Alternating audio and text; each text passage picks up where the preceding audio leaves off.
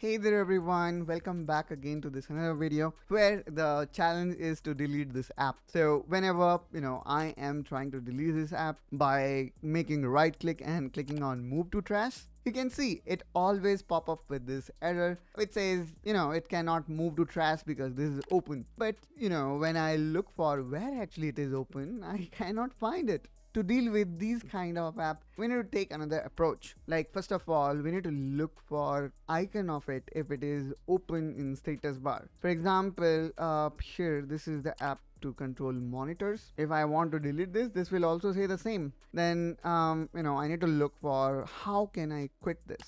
So there was one option and that's how I can quit this. But in case of Raycast, you do not even see that icon. Then another thing we can do is we can press Command, Option and Escape together, and you're gonna see this option which says force quit application. And here if you find your app, then simply force quit it and then try to delete that app. So this is also, I would say, a good way to find and force quit that app and then delete it. Again, in case of Raycast, this is also not applicable. So here we go, and here is what you can also do with these kind of apps. First of all, let's try to open this app. So here I'm gonna press Command and space, and that will bring Raycast, and here I can look for quit Raycast option. Now I'm gonna press enter and then I'm gonna say yes, I would like to quit Raycast now. And now let's try to move it to trash, and voila, we did it. Now I'm gonna go here below and I'm going to make right click on my trash, and then let's click on empty trash to delete this permanently. Now let's click on empty trash,